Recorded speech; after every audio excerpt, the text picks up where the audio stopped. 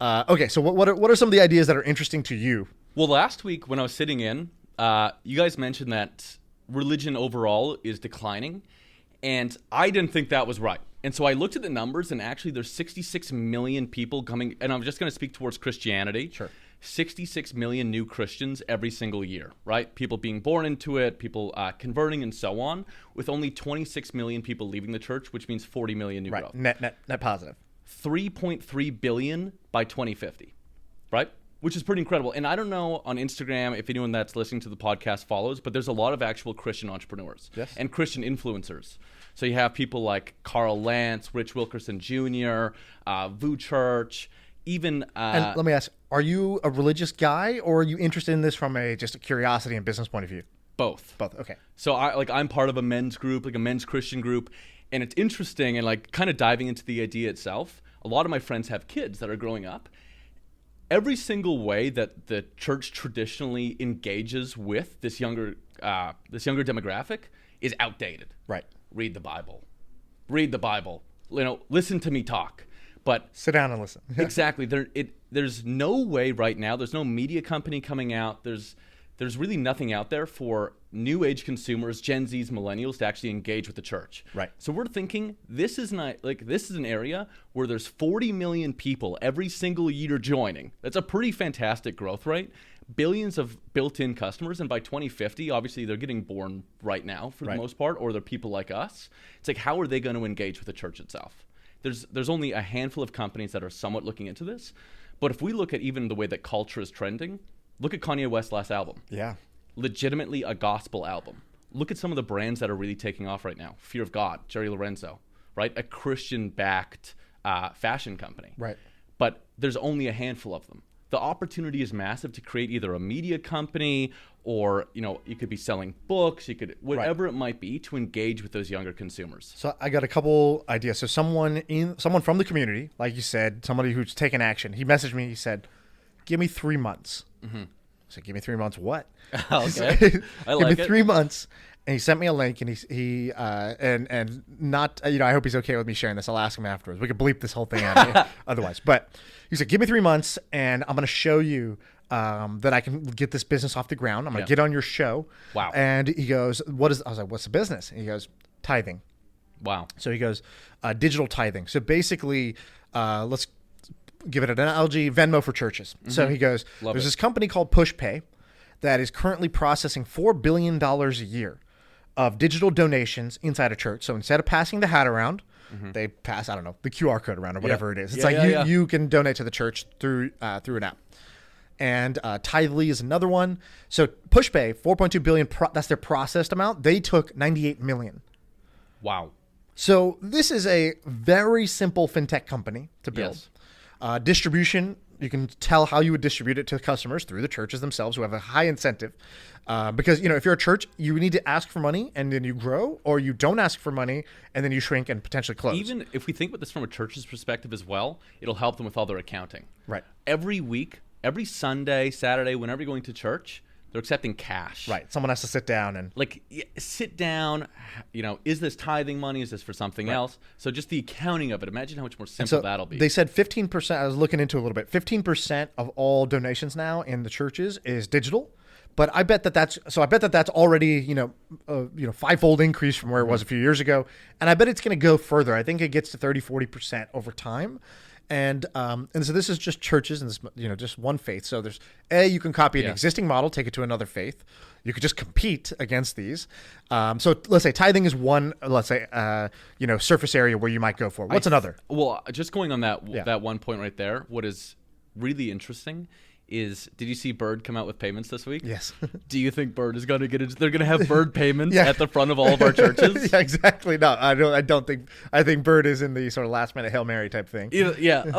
Okay. Well, interesting. What is another one? The biggest one to me just comes down to engagement, right? You already have a passionate community of young people that want to be engaged with the church. What we've seen a lot of is merchandise, right? So how can you physically show that you were engaged with the Christian or Catholic or whatever your church actually is? Right.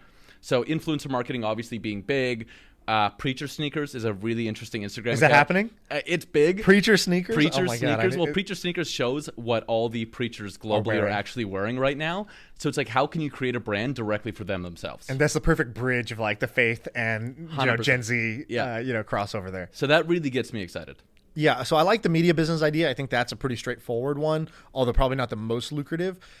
We had talked a little bit about beautiful Bibles or Beautiful Bibles. To talk about this, I like this idea a lot. Well, you think to yourself, it's you. If you're a Christian or whatever your religion might be, but let's just say for Christianity's sake, you go to someone's house. I guarantee you their Bible is hidden away because it got passed down to them. They got it for free. It's in a drawer. It's hideous.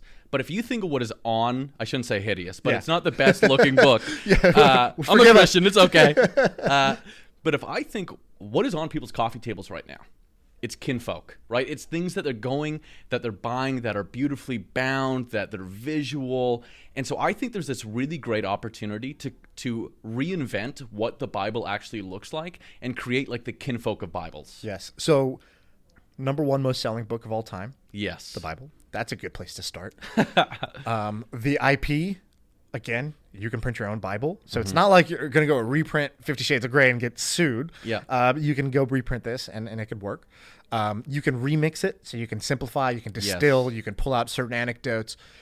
I love this idea. So the only reason I'm not doing this idea is because I'm not religious. But even me, I'm just like, well, maybe I would do this. It's like, I love how you just said pull out specific books. Yeah. So Netflix did a pretty interesting movie on the Book of Mark, right? And so like, how can you take some of the stories that were within there and actually have them come to life? Double click into those. Yeah. Yeah, I like that a lot. So I think this, generally speaking, taking the sort of number one most best-selling book of all time, or if you look at the Gita or the Quran or whatever, these are all in the top sellers of all time. And if you can, put a remix on it, so aesthetically pleasing is where I would go with it first. The other side of it is, distilling it down for kids, making it more kid-friendly, or like you said, going into sort of some of the lesser told or pulling out some of the anecdotes and stories and really bringing them to life in a different way. 40 million new customers a year. Right. Do it as a YouTube channel. Do it as a book. I think this is really interesting. If someone's doing this, reach out to me. I want to help you make this successful. I put a lot of thought into how you would go about doing this. And I genuinely think this is a really, really, really fascinating idea. And this influencer preacher thing, what's up with that? It's funny. I thought a lot about it, and guys in my men's group, and I think it's a really great way to bring kind of the youth back into like Christianity, for instance. But they have millions of followers. They're with Bieber all the time. Carl Lentz is the first one I saw that was doing this. Carl Lentz is the biggest. You got to think he was leading Hillsong, right? And if you dressed a little differently, you could pass as like a Carl Lentz. That might be my next move after this. We'll see if they reach out. I saw him and I was like, this guy's good looking. This is a handsome jacked, fella, stylish, funny, fantastic speaker. Speaks in like common tongue, not like he'll use slang. Yeah. And I was like, no wonder this guy's friends with all the basketball players and musicians that everybody knows about. He reformed Bieber. 100%. No, it's really interesting, and he's speaking to them on their level. That is really the biggest thing. And so people understand that this is like I want to be a strong Christian, let's say, and I want it to be aspirational yet attainable. I can be him. Right. Instead of like the typical preacher you'll see at a lot of the churches, it's like you could look up to someone like Carl Lentz being like, that is someone I want to aspire to be. Right. And there's also sort of a musical component. So he's with the Hillsong Church, I think, and they put out like tons of great, faith-based music. I think that faith-based music is a pretty big space. So here's a question I had about this, right? Because I've brainstormed these, I broke some of them down, I've done a bit of research, and so then I asked myself, I believe in these ideas, okay, but I'm not doing these ideas. Yep. The big part of it for me is just time. I got a lot. I do the podcast. I have a Yep. job. I have other stuff going on. So for someone like you, entrepreneurial Christian, why don't you do this idea? I'm one of these. Well, I'm in the same place as you. I'm also very time busy. limited. It's all time limited. I will do anything to help these get off the ground. Any of the ideas we'll talk about. Right. It's like you want to see people take these really nascent, interesting ideas that are big and help them come to life. And so if I had more time on my hands, I would love to help it.